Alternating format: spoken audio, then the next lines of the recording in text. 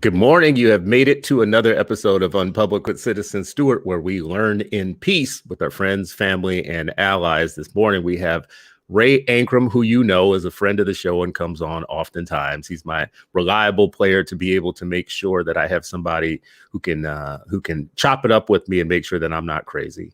I am crazy, but to make sure that I'm not going too crazy, I bring in my folks, especially from the 8 Black Hands.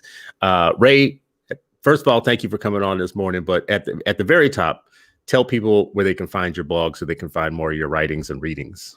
Sure. So if you follow me on Twitter, at Mr. Ankrum, at Mr._Ankrum, there's a link tree and you can find all my stuff. So follow me on Twitter and then hit that link tree and everything is there. And tell people what you do. I'm a superintendent of schools. I got a small district, about 1,000 kids next year. And we're actually doing the work. Yeah. Now, the next question that I'm going to ask you may not seem germane to the topic that we have today. So for people joining us and listening and watching right now, first of all, welcome and thank you for logging on, for clicking the link and being here. I see you, fam. You're coming in the room. I appreciate y'all. The next question I'm going to ask you, it seems like a polite question, but it's leading into our topic today, which is we just had an anniversary of Brown versus Board of Education. Yep. We always talk about reform and we always talk about race more now than ever. But the next question I'm going to ask you, so you just said you lead a system of schools. You are a school leader and you're a superintendent of schools. What do you think about in your day-to-day work as the most important things, the things that you lift up, like just that the average person wouldn't know that this is the stuff, this is the business of education? What are the things that you care about most? So first thing I care, the first thing on that list is student achievement, man. Like, we're not here if students aren't here, right? So like my major focus is talking about kids. Like what can we do in order to build capacity for students, right? And then secondly, it's just like, what can we do as like customer service agents in order to ensure, because our school is a school of choice, that parents keep sending their kids to our schools, right? Mm-hmm. And so we got to have a competitive advantage over traditional public schools. And this is no knock against traditional public schools, but we're their competition in a sense, right? And so we got to make sure that we're putting out the best product. And by doing that, we got to continuously touch base with parents to hear what they want, right? And so our model has to be based off of like what parents want, because that's the number one driver in terms of like our enrollment and in terms of like parents seeking that choice. So when parents leave traditional public schools, they're leaving traditional public schools because they want something different. And so if you're coming to our school and we're doing the exact same thing that they're doing at traditional public schools, then it's like, why the hell am I even here? Right? Yeah. In your top concerns for kids, where do you place things like curriculum and instruction, standards, assessment? So everything teacher development. So, what do you put on top? Like, what's your top 5 of those things? So when you're thinking about curriculum, everything is standards based. Right. And so, New York State has a robust set of standards that, and they have scope and sequence in terms of like where teachers need to be, the point in the year in which teachers need to be. Right. And so like one of the things that you can do is that you can hire well. Right. So you can hire super smart teachers and like you can give them the tools that they need and you can just get out of their way. Right. A lot of times that's the way to go. But then sometimes that doesn't actually happen. Right. Because no teacher ed program is created equal. Let's be honest, right? And so you get some teachers that, need more work than other teachers. And so you're constantly creating cycles of feedback for those teachers to get better. And, teachers want to get better. And so principals, school leaders, curriculum directors, like you need to be in classrooms. You need to be talking to teachers, like building their capacity in order to do the things that they need to do to properly instruct students. And so, strong instruction, right? So like when you think about like all the horrible things that you see, like in terms of like classroom management, things that go awry and like all these other things, all those things can be circumvented if teachers are just producing kick-ass content and kids are engaged in the classroom. What's your confidence level that that's what we're doing in most classrooms across the country? So right now, I think that what's happening across the country, bro, honestly, it's like this is a smokescreen, right? So like you see all of these people like over racializing things and like doing all this other stuff and whatnot, right?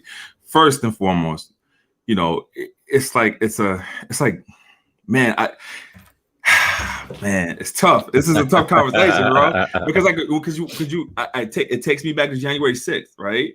If you got people that know what happened in January 6th, you got politicians that know that their lives were in danger, right? And then they're saying, hey, we don't even want you to investigate it because we just want to move past it, right? That speaks to just how this country is in terms of never owning its shit, right? And never there's never an apology for anything, right? Like apologies go a long way, right? So like if you sit and you say to me, you're like, hey, listen, I know things have not really been good for Black folks. We apologize. And moving forward, we're going to make conscious efforts in order to make things better. And not just with words, but with actions. That would go so far in terms of like mending things, in terms of people having hope in systems and stuff, bro.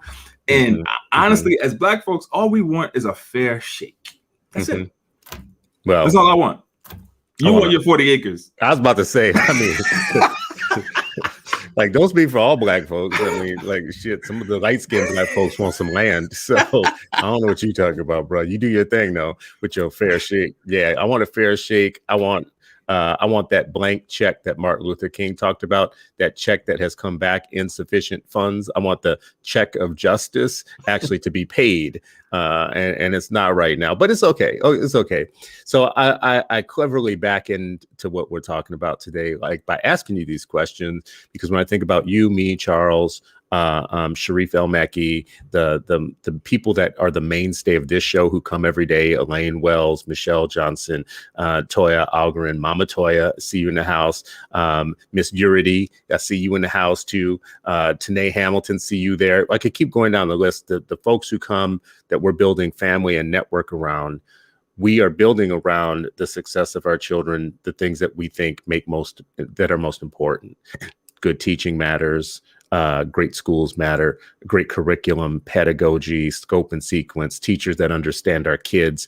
Those are the mainstay, but the so-called movement that we're associated with oftentimes takes excursions away from the main point. So they start going off onto other issues. And that's why, like you as a superintendent, I imagine you're not sitting around all day long thinking the same things that these other folks are thinking who don't run schools. No, absolutely not. I think that is all a smokescreen, bro. I think that, we got kids that are just not learning, right? And I think that, what better way than for a school district to take the onus off of the kids that are not learning than to talk about something that makes absolutely no difference in terms of like, because like regardless of whatever curriculum you endorse, right? Yeah. At the end of the day, Black and brown kids are still underperforming in those curricular choices. Right. Yeah, and there's just so much that we know is broken in the system and in the systems of teaching that it seems a little stupid to start talking about things that don't fix the problem. Those are the real problems. What's happening in the classroom is the real problem. So the more we spend time on superfluous nonsense. So I do want to pull up one of the things that triggered you and me this week. So people who listen and watch and come to this understand that a good deal of what we're doing is sharing what triggers us throughout the week and interacting.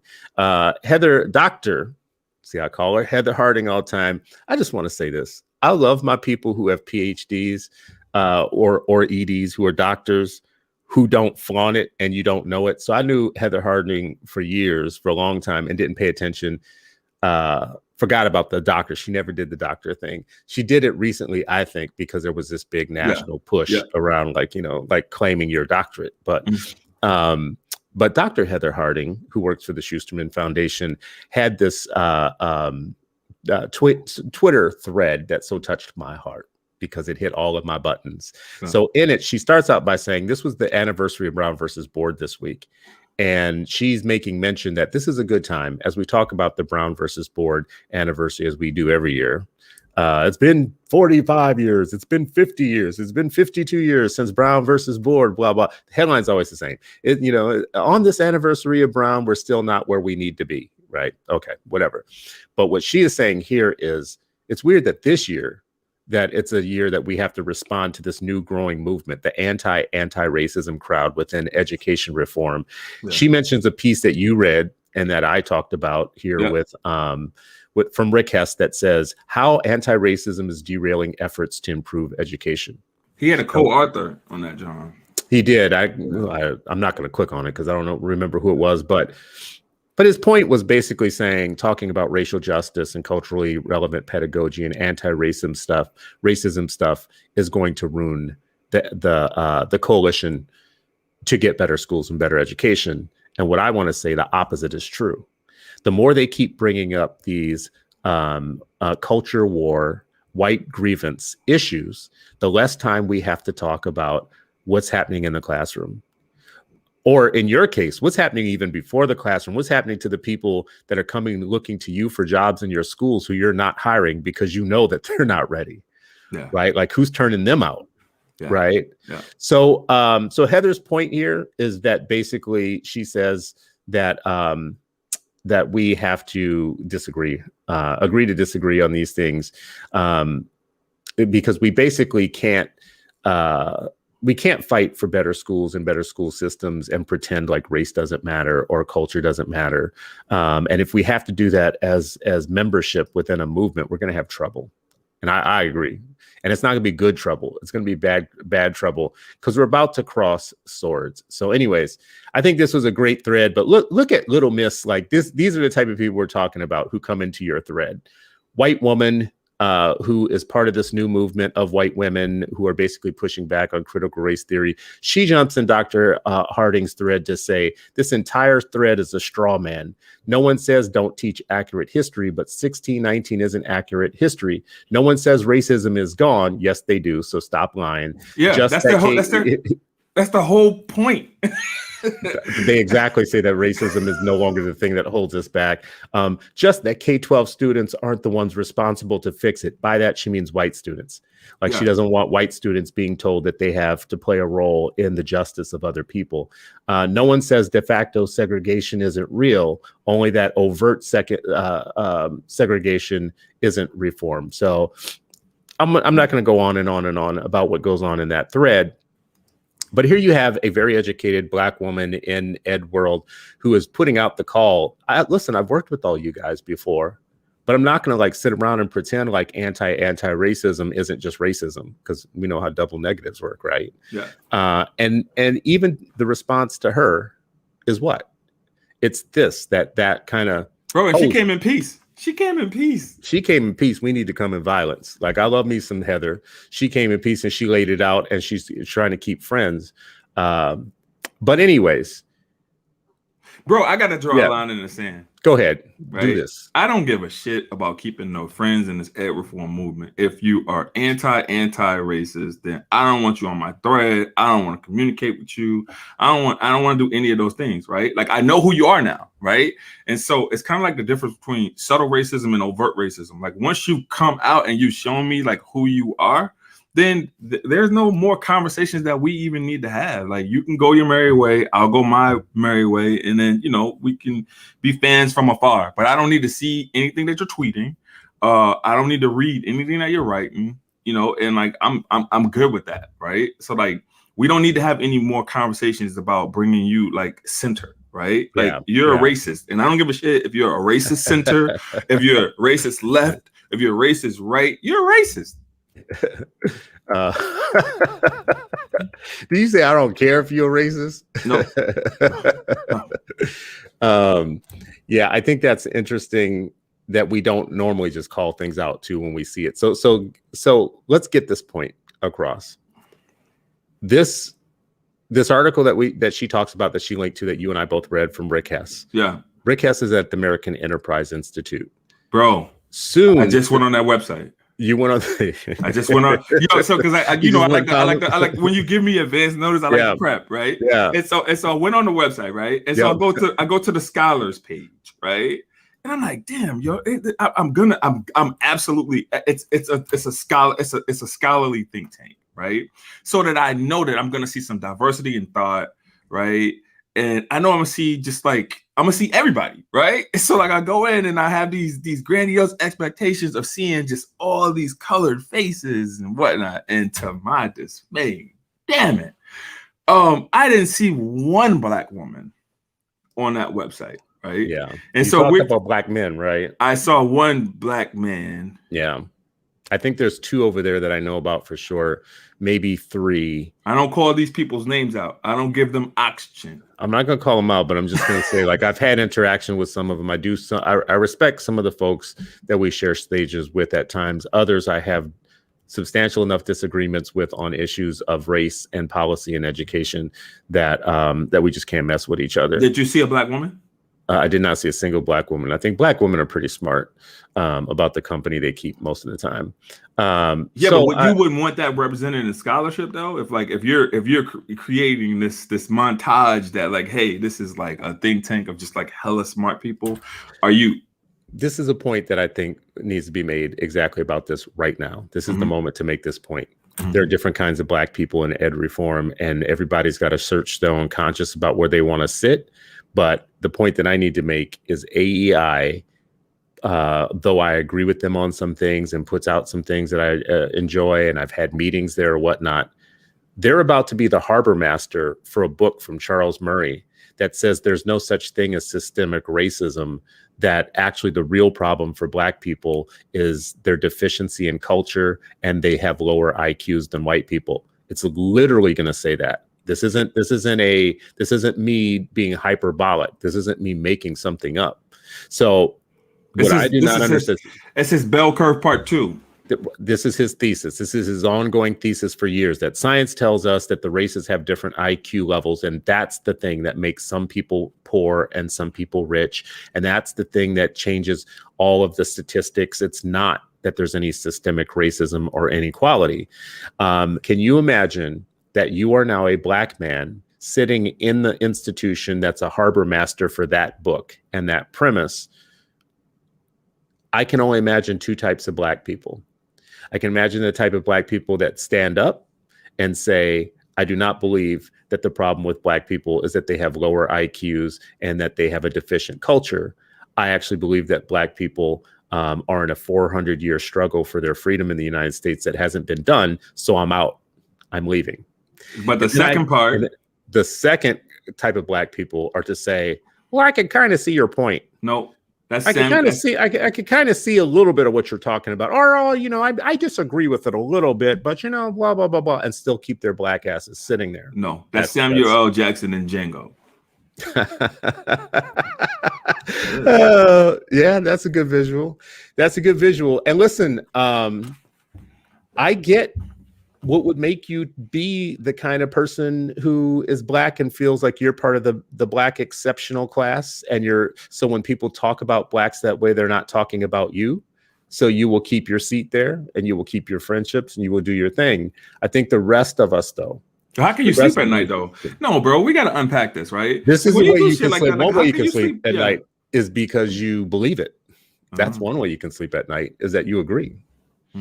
That you think that you're special. You think that you were, your parents were either black immigrants from some other place and they don't share the same issues as American descendants of slavery. You think that you are, Candace Owens' parents are not she's not a descendant of American slaves. She's not a American descendant of slavery. She's not a descendant of right? thinking And either. you know what? There's a whole bunch like her. You look into their personal stories, you find one after another that they're disconnected from the black story, and they really do have that kind of immigrant anti-blackness in them, where they come and they decide who has the power and who's right, and then they emulate the dominant power class, and then they participate in the marginalized of people that share their skin color but don't have no kin to them, right? They don't feel at all like related. But anyways, go on. What do you think? I mean, in terms of those of us in this movement who are going to be forced to draw a line versus those who may not think that it's necessary to draw a line. Bro, I mean, like it's gonna be uncomfortable for some folks, right? But at the end of the day, you got to do what's best for kids, right? So like if we're in this fight and we're saying that, hey, we're in this fight for black and brown kids and we want to see them excel and we want to see them be amazing, then you got to be on the right side of history. And when it comes down to just like who you are as a leader, who you are as a teacher, who you are as a parent, just like who you are in this movement, right? And so I think it kind of extends further than just an ed reform movement. You know, me and Charles, we me and Charles, we don't agree much, but we agree on this: is that we need our own shit, man. We need our own schools. We need our own funding for those schools, and we need our own way to kind of navigate outside of this system. Well, Ray, that sounds a little bit like segregation. Listen, you say it all the time, right? You're like, hey, not everybody's kids are meant to be in schools with everybody's kids. We're not all meant to go to school together. Right. I mean, if you didn't learn that on January 6th, if you didn't learn on January 6th that we're not all meant to be in the same school, there's something wrong with you. You're slow. I'm going to need to help you. I'll pray for you and I will help you because we shouldn't all be to school together. No. Yeah, we learned that on January 6th. Yeah, but those people, but think about it, right? Like if we're really talking about school choice, right? School choice is just this motif that like you can put your kids where you're most comfortable with putting your kids. Right. Mm-hmm, and so and if you feel comfortable with things being a certain way, then there's going to be a choice box for you to check in terms of like where you want your kids. Mm-hmm, right. Mm-hmm. And so the thing that we need to be doing or thinking about is expanding the movement. Right. And so like expanding those types of choices for the kinds of schools that are going to be kid friendly or that are going to nourish your child and give your child what they need. And then that parents are going to feel comfortable and safe with sending their kids to. Right. So at the end of the day, you know, like they have a valid point in terms of like, all right, well, you know, I don't want my kid to feel bad. All right, we'll put your kid in a school that is not going to make them feel bad. Right. Put them in a school that's not going to remind you of the shit that you did, either subconsciously or purposely. The things that your pop or whoever did to racialize folks, right? Yeah, because like we can't act like this has happened so far, or like we're so far removed from like blatant acts of racism when they do this shit to us every day. Like every day, something happens in this country that becomes a counter narrative to what they're talking about, right? And so that's what my Twitter feed is about.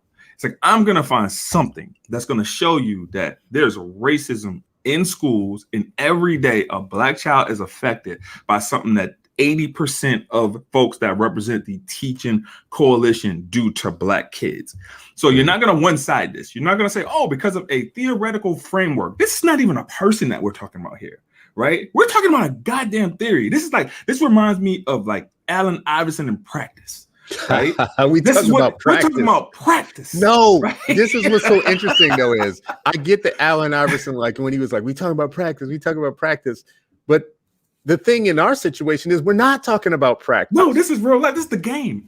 well, I mean, I'm even changing it a little bit, like classroom practice. Yes. We're not talking about praxis and practice in the classroom, which is what we should be talking about. And that's something that we should all be able to agree on. Right. We should all be able to just agree on that, right? So for me, I'm pushing folks, right? Oh, I don't want CRT in the classroom. First of all, define it.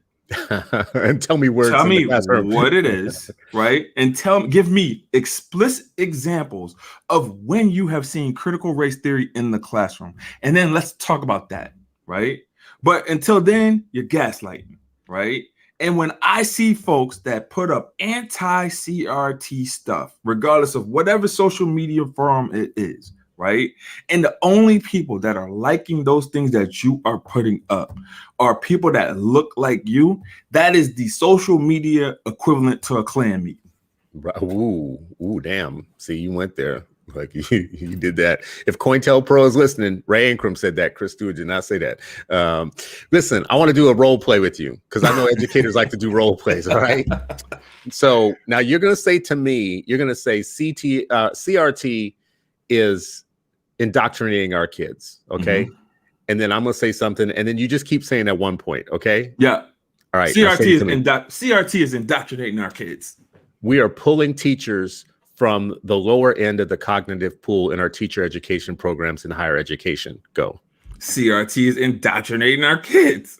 We are turning out teachers that are failing the praxis test to be inducted to be teachers on a regular basis and in increasing numbers. Go. But CRT is indoctrinating our kids. We are sending teachers into classrooms who don't know how the science of teaching reading, and thus we rarely have a state where more than 15, 20, 30% of the kids are learning to read. Go. But CRT is indoctrinating our kids. Americans' core of principles is weak, and there is no pipeline for great principals to be great school leaders, and it's a national problem, not a local problem. Go. But CRT is indoctrinating our kids. TNTP did a study of 10,000 assignments given to children, and they found out that the majority of Black and brown children are in classrooms where they never receive a great assignment that's on grade level for what they're capable of across the country, across the board. See, we could keep doing this, bro. Hey, listen, so Right? here's what you just did, right? Which is a component of CRT, right? You created counter narratives, right? For all their major arguments, right? And so the other major argument, and the next time I come on, we'll have to do this one, is the immutable traits argument, right? Oh, Lord, have right? mercy. Yeah, so like next time that. we'll role play No, about say that. more about it. Okay, say more, yeah. so folks are like, oh well, I'm being defined off of my immutable traits. No, actually, you're not. Right? You're being defined off your actions and your reactions. Right? So immutable trait. Like I can see you. Right? You can see me. Right? I am not judging you based off of how you look. I'm judging you based off of how you act. So it's more about actions for me, right? And so I can see them being made to feel uncomfortable, right? And so anytime when you paint white in a light that is not warm and fuzzy for them, then they get taken aback and all of a sudden they get on the defensive or whatever, and then that's when you get like all of these tweets and social media responses that talk about mutable traits and I'm being judged on this and I'm being judged on that or whatever, right? But if you look at critical race theory in like large schema, right, there are 5 tenets of CRT. So if you're really trying to disprove a theory, you don't just start with one and then just say, oh yeah, the whole theory is crap. No, you have to provide scholarship to go in to disprove all 5 tenets of the theory. If you're not doing that, your ass is lazy. You need to do the work. Now, there has been scholarship that goes through critical race theory and provides narratives to kind of disprove, not even necessarily disprove, but like weaken the argument. I've read some of those things, right? And like, I've seen interviews in which Derek Bell, has I've seen some interviews in which he was kind of like uncomfortable or whatever. But the main theme of America's just racist, bro, you can't really refute that. Like, as long as you continue to have these actions that are racialized actions towards people, right? Then the theory will stand and it'll be here forever. All these things that we just did in our role play, first of all, we could have kept going, right? Yeah. We could have kept going to things about the way that we fund our schools and resource them, the way that the more experienced teachers end up in classrooms with the kids that need them the least, and the least experienced teachers end up in the classrooms with students that need the strongest teaching. We could have just kept going. The standards across the board have been dumbed down and watered down in ways that hurt our children. And the way that we have redlined opportunity, the way that we enroll students into classrooms, into schools based upon their address actually has a racialized and economic effect. We don't talk about that enough. No, we don't talk. That's the blueprint of American public education. If you change one thing, how you zone schools and zone people into schools and assign them to schools, you would be undoing a great deal of the inequity in schools, period, right? So we could just keep going on and on and on. Those systems that we're talking, all these things that I'm talking about are part of systems. They're systemic.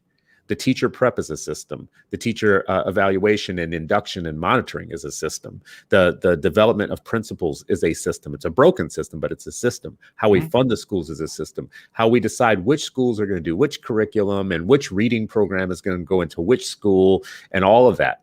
is a system, and those systems are all broken and rigged, and they have racialized outcomes in each of them.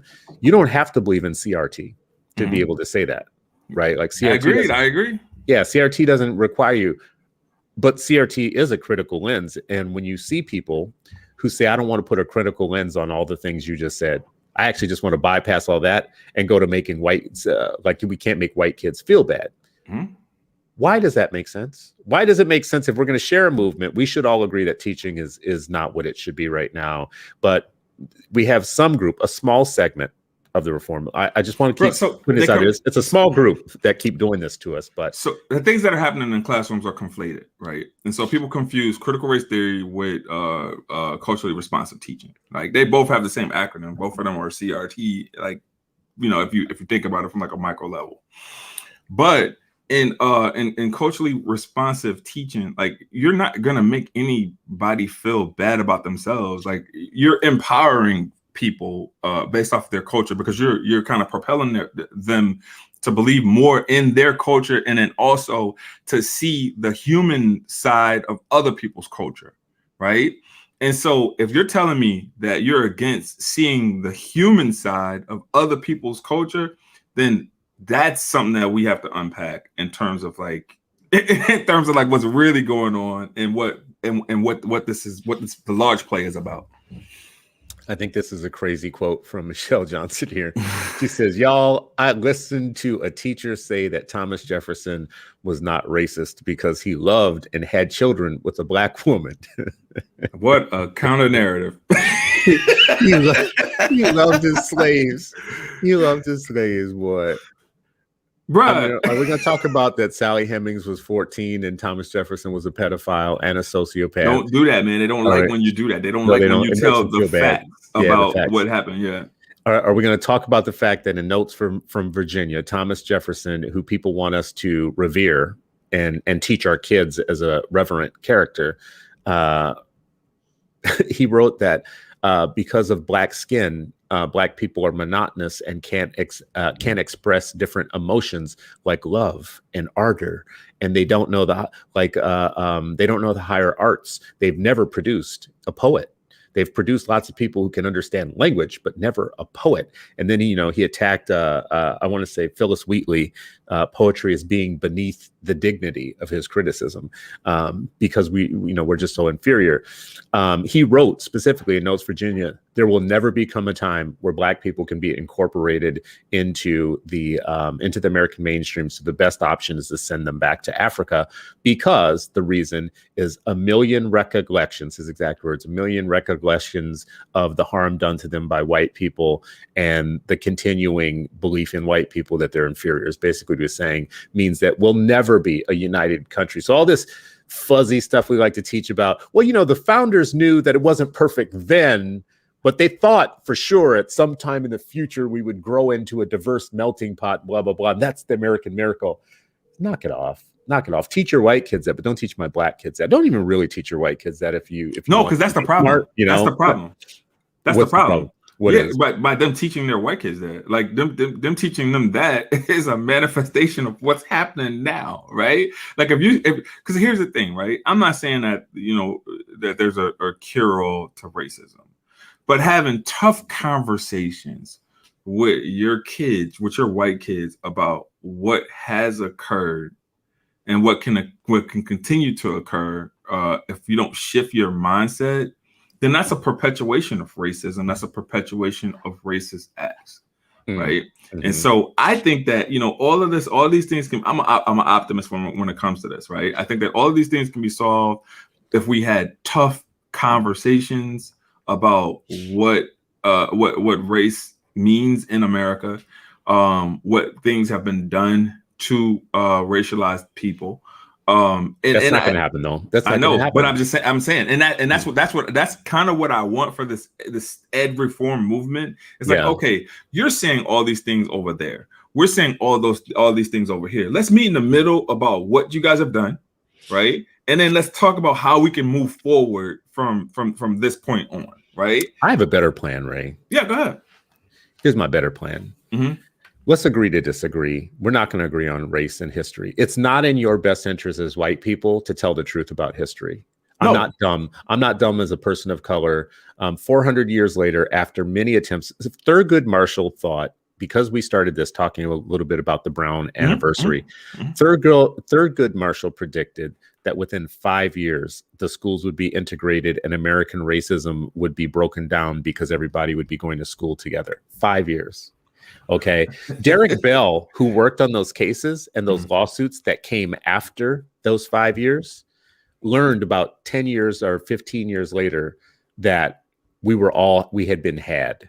This was like, it was never about individual racism. It was always about the systems that racists had put into place that are on autopilot, that don't require you to worry about individual racism. You just have to worry about the collective racism of the system. So Thurgood Marshall's botched plan, which was, we're going to get everybody in schools together, and in 5 years, it's all harmony is going to rain from the sky, is what turned into critical race theory when the attorneys working on those cases saw just how resistant the systems were to social change. How dumb would we need to be 60 years later, still sitting here believing that one day it's going to be in the best interest of people who have benefited from systemic racism? Bro, like that's why they've gotten better mortgages from it. They've gotten better neighborhoods because of it. They've gotten highways that didn't disrupt their businesses and their communities because of it. Yes, sir. They've got better drinking water because of it. They get jobs just based on their names because of it.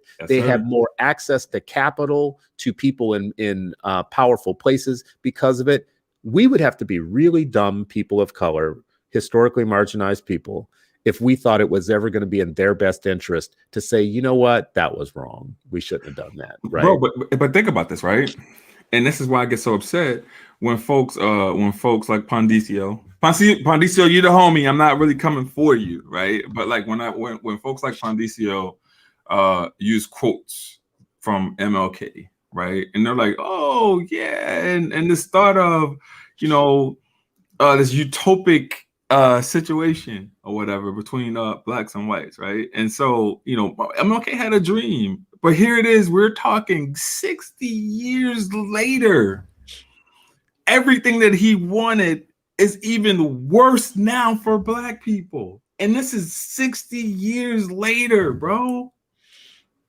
And you know what the response is from the white camp on that? Well, you can't just talk about that without talking about the progress we've made. And I shouldn't even say that camp, because you got black folks in 1776 parroting that same BS. Like, well, you just can't talk about everything without talking about, like, the progress we've made. We made such progress. No Negro. All right, so cool. We're not slaves. You made progress right? Because you went to Harvard and you're eating good lunches with people that make you feel special. But I'm going to be very clear with you. We eat good lunches too, bro. We eat good lunches too. Wait, sometimes I'm not invited to the same ones. I'll tell you that much for sure. Would you go? And I don't have a big ass endowment. Like, right, I have to actually, I'm responsible for something. But we've made progress. Malcolm X, what did he say? Malcolm X said this so clearly to people. You don't stab somebody with a knife 12 inches and pull it out 9 inches and call it progress. Right. Yeah. Right. So to talk about, oh, well, we've made progress. Define we, Negro. First of all, define we. Yeah. Who's this we that made progress? Yes, I'm doing well. I'm doing well. You're doing well, right? We're all doing well. We eat. God has blessed us in a million ways. Yeah. Is that what we're going to think about when we look at the law of large numbers and we think about how our people have been treated in the mortgage industry, how they've been treated with transferring their wealth through houses? Yeah. Right. Let me give you a stupid example. I'm going to give you a stupid example because I'm an 80s or 70s, 80s kid. Right. And I get on some weird kind of tangents sometimes. Right. So at one point, the Brady Bunch, right? Yeah. Yeah. So at one point I looked up the Brady Bunch house, and that house would have been so Robert, who was the father in the Brady Bunch, earned probably at that time in those years, probably $23,000 or so. That house would have been probably about $40,000. And that house would sell today, the exact same house, in the actual house that they supposedly lived in today would be several $1 million, right? So that means that when Robert dies and passes that house on, he paid $40K for that house, and his kids are going to split several $1 million for that house. Yes, sir. That house is zoned into an area that had housing covenants where black and brown people couldn't buy houses, right? You look at the Tom Bradford house in 8 is Enough. Now, I know I'm going over some of y'all here, but some of y'all old enough to remember this. The eight is enough house, same thing. I looked it up. He was supposed to be a journalist. He would have been making like 18, 19, 20, 30K tops as a journalist in his time. That house was about 40K, sells today for about $4 or $5 million, right? So when he dies, the eight is enough. His kids, guess what they split, right? How's that not a system? But it's even deeper than that, right? And so to kind of make it make sense for folks that are like around my age, because I'm not that much younger than you, but I am younger than you. So like if you buy a car and the interest rate for you based off of your credit score is 13.8%, and then you have someone that has maybe like 15, 20 points higher of a credit score, and then their interest rate is hovering around 6-7%, right? So you're paying an additional $150 out of your pocket to get to a job that you have to get to, that is probably not paying you what you are even worth. It's probably paying you, I think, 24 cents less on a dollar than that white person. So it's multi-layered in terms of like the things that are happening to us, right? So like you're putting out an additional $150 a month to pay for a car to get you to a job that you're getting paid 24 cents less on a dollar for. Bro, this system is rigged. Now, I am going to say that some of my people are buying some things that don't make no damn sense. But you better get you a Prius. You better get you an old Prius. Ain't nobody should be getting no Prius. We're not doing Priuses in here. I'm going to say that Volkswagen has a new all-electric vehicle, and I will be looking at it. But I will say this much. We haven't talked enough about compounding racism. So what we just like, it is very clear in money, compounded interest over time is what makes people wealthy in the United States, right? So if I put $5 in and you put $5 in, that should be working the same for both of us over time, right? My grandfather actually built the railroads of the United States, going up from the south through St. Louis up to the north. And he was working with black and white crews who were on different sides of the tracks working on the same thing, and they were paid 50% more if you were white. They were all sending their money home to their families. My grandfather was sending the majority of what he made home, and so were the white boys sitting next to him. They were sending the majority of what they made home. If he is sending home 70 cents a day because he's making 75 cents a day, and 5 cents at the time was enough for Coke and a loaf of bread, and the next guy is sending double that home to his family. Okay. In the law of large numbers, it doesn't require individual racism for that to be a problem. That's my grandfather. And that's some other white dude's grandfather who became his father and my father, which became me and him. Right? That is the legacy that they don't want to talk about. And if they don't want to talk about it, it's fine. So maybe we should just say, let's not talk about it. Let's teach my kids what my kids need to know, and you can keep teaching your kids what works in your best interest to keep them ignorant about the tilted and unequal world that is paying them, that is helping them be. And they're walking around thinking they're amazing. Like, I just worked hard. If hard work were the thing that made the difference in this world, all of India would be the superpower. Yes. Right? It would be. India would be the country to beat if hard work, if just working hard was the thing that made things, like if it didn't require a system. Yep. You don't think that the people of India are working harder than your ass, right? They are. They are. I assure you that they are, bro. But even to like dive more into that, I was talking to my mom the other day, right? And she's like, "Ray, I told you, put an insurance policy on me, right?" And I was like, "Mom, the things that go through my mind when I hear my mother say, put an insurance policy on me, make sure you got insurance on me or whatever, right? It's like, damn, man, I want my mom to be here forever, right? But in some cultures or whatever, like that's ingrained, like that's from start, right? And so then, when parents go to be with their ancestors or whatever, there's this lucrative amount of money that's being passed on from generation to generation. And we're not necessarily doing that, right? We're not necessarily taking those steps. You'll see funerals in our neighborhoods. And this is not to put black folk, not to demean black people or whatever, but just giving y'all game, right? So my initial apprehension for putting insurance on my mom was like, I want you to live forever, right? But then her pushback was, them white folks do it. Her exact words, I'm taking her exact words, right? And she was like, well, how you think they stay wealthy, right? And so when she said that, it kind of made me think more critically about the moves that we need to make, right? Because I know for myself, like if I'm out of here tomorrow, my kids are gonna be pretty set, or they're gonna be better off. They might be better off than what they would be if I was here. But like, I'm setting them up for that. So if more of us took that mindset or whatever, and like my mom pushed me to think about this. So thanks, Mom. To kind of think about the future of our kids or whatever, right? As opposed to like living in the here and now, because anything can happen, especially with COVID has proven to us that anything can occur, right? So we got to set our kids up for our success better. I think this point around my grandfather and your point around we have to set the kids up is that they have to know where they come from. They have to know the stories that came before them. Yeah. And I think there's a very African way of looking at the world, which is to always keep your heritage in your view. So you are going through time, but the future is behind you.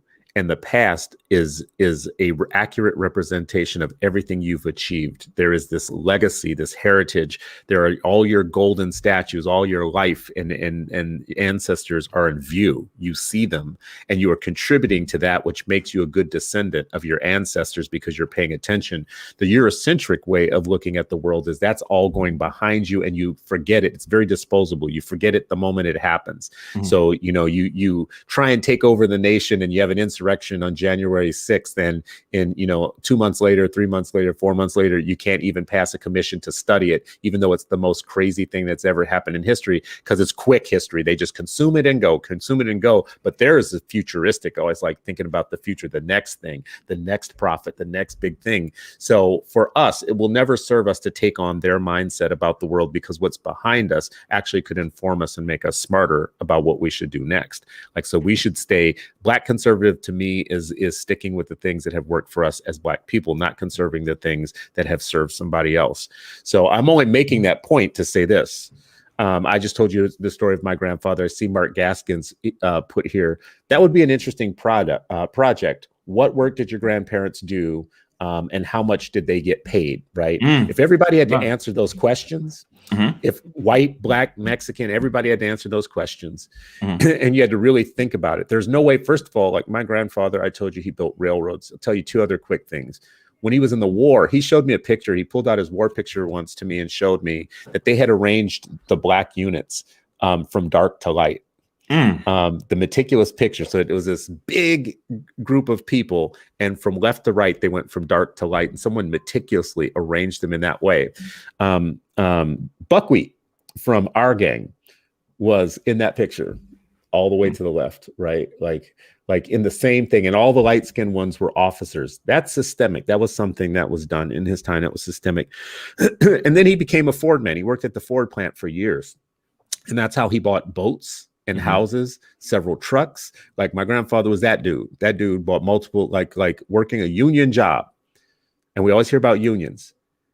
He was in a union, the automotive union. That gave him a great opportunity to work.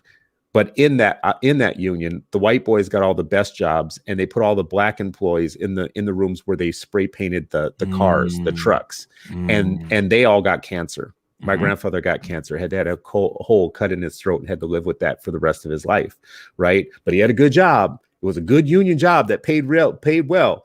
I mean, it just was an accident that they put all the Black folks in the hazardous parts of those jobs and the lesser paying, but it was still a good job to us. I told you, he made progress. He bought houses and boats. He bought one house, sold it in California, and then moved back to Louisiana, bought multiple houses or whatnot. So that would be considered a success story until you think about 50% of his income was cut in half. He could have done better. And he got cancer from the union job because unions were color coded. And they put Black people in the most hazardous parts of those jobs. So yeah, it was progress. It was better than his dad had done. Yeah, but that's sick, bro. That's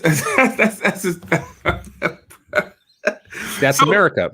So when I think about what story is going to inform me with my kids, maybe your story is different, right? Maybe your white story is well, my parents came here from Ireland and, we were poor too. And, they worked hard too, just like anybody else and blah, blah, blah. And then you're just going to bypass that part where they moved to the suburbs where only they could move, where all of the resources were color coded and the schools and all the opportunity was color coded, right? That's crazy, bro. So since we came in to talk about Brown versus Board of Education, so it's only right that we talk about it, right? And so I think that we should talk about it in a way in which we discuss what we lost, right? And so what we lost post Brown v. Board is Black human capital, right? And so like we had some of the most brilliant folks that were teaching and leading schools prior to Brown v. Board.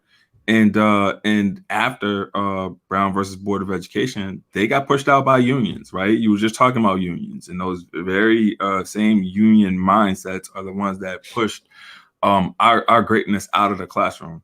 And so in the literature, because I want folks to be able to go and find this, when they were talking about Brown versus Board of Education Topeka, they were they're excerpts that talk about just like the high level of the classrooms that were being led by Black teachers, right?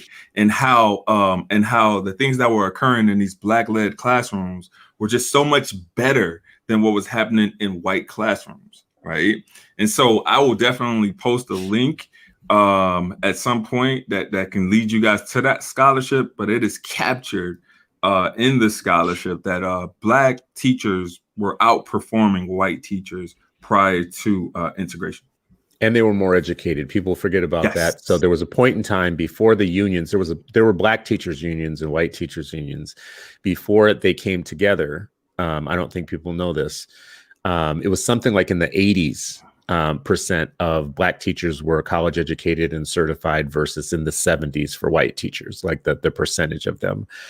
Little known fact, history, because until integration, we were just in the dark continent of education and all things. And then with integration, oh my God, the doors opened, and the 1970s were fantastic and amazing because we went to integrated schools, and then it just happened because some bad, mean old person came in the 80s, and it stopped all of our progress. Whatever. There's so many weird narratives that we tell ourselves that have no basis in reality.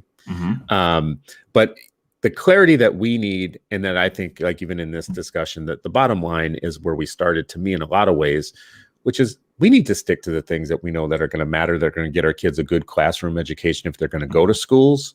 And some of this other stuff, let's just stop pretending that we're ever going to agree with the people who have a vested interest in not admitting the truth about history.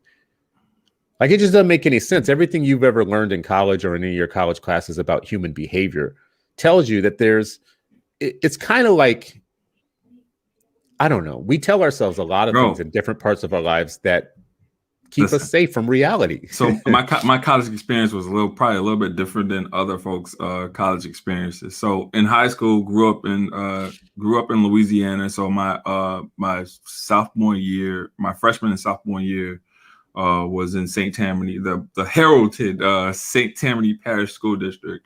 And then I completed high school in Monticello, New York, upstate New York. So different. So there are different ways in terms of like how my social studies teachers in both the South and the North approached the content. I feel like the North was a lot more progressive in terms of like what they would allow to be taught and the angles in which they kind of personify Black brilliance. So I think that when we talked about United States history and the Civil War in the South, they would take Robert E. Lee and they would glorify him and like do all these things with white commanders. In the North, I feel like Ulysses S. Grant was the major focus, and but it still was like whitewashed. But when I got to college and I took my first African American studies course, and then I started to understand how brilliant Black people were, like my whole approach to life changed. Because at that point, from my formative years in K to 12, I really wasn't. I would see athletes, right? Of course, you would see athletes, and you would see all those folks or whatever, right? But it was never a focus on like the scholars, right? And so when you got to college and you started to understand, oh shit, we're super smart too. Sometimes, in most cases, even more smart than these folks that, and so that changed my life. My first African American studies course at the University of Albany, and at the time, the University of Albany was like top 10 African study departments in the United States in all of colleges. And so just like learning and like having Black folks pour into you, and there were even white teachers, white scholars that were teaching African American studies courses or whatever, but they were pouring the facts into you. And like once you started learning that stuff, man, it was just like, yo, it's a brave new world that we can be a part of. To me, is a powerful reminder of the fact that we might need different things in schools.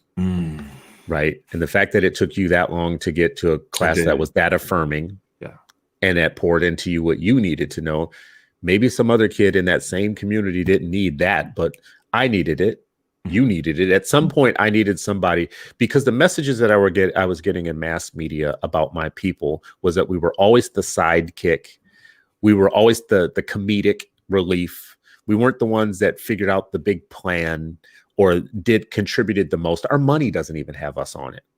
Right? Like the money that we spend every day, our monuments and our money. How long did it take us to get Martin Luther King monument when we're memorializing? So everything, the message you get, the massive message you get from as a young Black child and a person growing up, you eventually learn that somebody else is in first place. Yeah. That like you're not part of the first place people. Like there's first place people and then there's you. Yeah. And you can see it on your money. You can see it on TV. You can see it on your newscasts. You can see it everywhere. If you look for it and you're a kid that is astute, which most kids are, especially Black kids. But look how long it took you to get to that story. It took me a long time to get to it.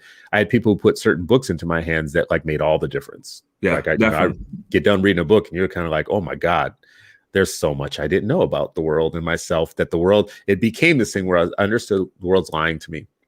Anyways, I know we're coming to the end here. Mark Gaskins had put something in a quote here about Wall Street, Black Wall Street. And we'd be remiss to not say, like, we just had an anniversary with that too. So we started this with the Brown anniversary, but Black Wall Street is interesting as an anniversary. People should Google it, look it up right now. I think we should be talking about it and sharing information about it, because it becomes another one of those things. When I talk about compounding racism, think about this. In Black Wall Street, after everything was burned down, first of all, massive groups of white people had so much anger and antagonism about successful Black people who were doing well and successful with their business and their own community, that they went and rioted and burned them down and drove them from out of their businesses and their houses, looted their stuff and stole from them. So rioting and looting and all this stuff. When we talk about it today, rioting and looting is bad. It wasn't bad when you did it. But anyways, those Black people went to the banks where their money was after all of that and tried to withdraw their money. And when they got to the banks, they didn't have their deposit books, because their deposit books were burned up because of the massacre. Yeah. They never got paid. That money has been earning interest, has been sitting in those accounts and earning interest since then for over 100 years. And the ancestors from those people never got that money. It's still sitting there. It's enriching somebody else. It became that money became part of money that was lent out multiple times to other generations of home buyers and other generations of people. Think about we couldn't even get our own money. We couldn't get our own money. We couldn't get our own money back out of the banks that we put it in. And that money served the interest of other people from that time forward. Imagine how that story is different when you think about systems and time and the compounding of the benefits of racism. That put Blacks at a disadvantage, whites at an advantage. I want to end on this story here, because this makes it brutally real to me in my life. One of the worst lynchings in American history that people don't talk a lot about was this lynching in Georgia years ago. And there was a Black man there who owned acres and acres and acres of land and had something in life, had a little bit of money. And he was accused of insulting a white man. Or talking to a white man in a way that white men don't like to be talked by Black men. And after that, he was lynched. He was lynched because of that. And they wanted to drive him and his family from the lands and take over the land. This is how I understand the story. You guys can go and look at this later.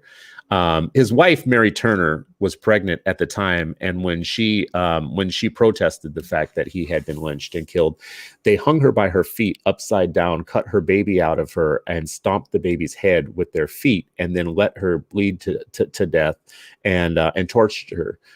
She had multiple gunshot wounds and cuts and torture, signs of torture on her. If teaching this story to your children makes them feel bad about their color and their race, I actually can't really give a shit. This is actually what happened in the United States. These are the type of things that happen. This is part of the psychic trauma that Black people have carried with them from generation to generation. The same type of psychic trauma that made Mary's future generations fear for the safety of their kids, to the point where they restricted them from doing things. They probably overcorrected in some ways. This lived with us for more than one generation. This isn't something that just happened. Oh, there was this magical date in history where that sort of thing stopped happening. Did it really? Did it stop happening for Breonna Taylor? No. Really? Did it stop happening for Tamir Rice? Did it stop happening when a 17-year-old, several years ago, walked to the store to buy Skittles and iced tea and came home dead, and it started a national movement that now people want to criticize? Why are we having a movement for that? It's just your culture. Your culture is deficient. Your IQ is lower. That's what we're being told. We're being gaslit. We were gaslit then, and we're being gaslit now. We're being told that Mary Turner, her husband, was uppity, and he deserved what he got, and then she deserved what she got for protesting it. And still today, we're being told you're rioting and looting your own cities. Who cares that you're doing it because you're sick of 100 years or more of constant refrains of pushing for your rights and getting killed in the process, or racialized to death. So I just want to say, if we're going to have an education reform movement, man, we got to like just agree to disagree on some of this stuff. And I don't know where I'll give you the final word, Ray, but my final word on all of this is, if you're here to talk about how teachers work and teaching, curriculum, instruction, how we get kids the best possible education that they can get or whatnot, cool. We're family. Yeah. If you're going to gaslight us in the process, and you're going to put out books and try and put me on panels with people who are writing books that say that Black people are less intelligent, you cannot pass go. You can go straight to hell. Don't collect $200. and I'm not your one. I'm not your Negro. I'm not going to sit there like this is Get Out talking, well, you kind of got a point, or I understand. No, that's not what's going to happen. That's not. So anyways, bro, on to you, bro. What's your final word on all this? Man, I needed this. I brought you into. I needed this, man, and I appreciate you inviting me. So my challenge to folks that are anti-critical race theory is that I want you, in your own words, to tell me what critical race theory is, not what you think it is, right? Or even what you think it is, right? Based off of whatever scholarship you read, but I want you to be able to articulate it. And the reason why I want you to articulate it and tell us about it is so that we can unpack it and just tell you how stupid you sound, right? And so that's my challenge to you anti-critical race theory folks. Put it on video. Tell us what it is.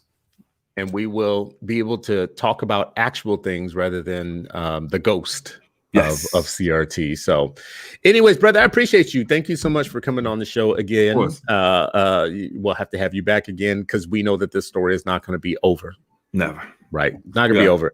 All right, folks, for those of you who've been watching this and been with us all day today, I'm going to thank you every day for coming to listening to this. Some of y'all have interrupted your work schedule, and some of y'all have come in late from meetings and other things. I appreciate that so much.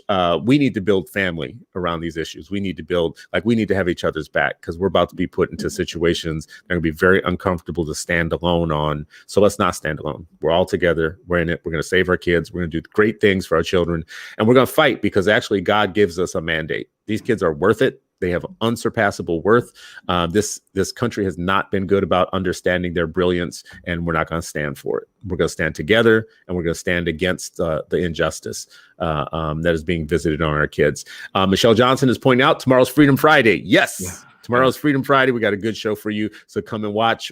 Sharif El-Mekki will be here with us tomorrow, as every Friday, and that's going to be amazing. And then Sunday, Eight Black Hands is going to have a show where we're going to talk about the movement that we need, the black education movement that we need, and how we draw a line in the sand with folks who actually don't have our best interests at heart. That's Again, gonna be a dope show. Appreciate y'all. Share this show. Please share it, and tell other people to come and watch this. We appreciate you guys all.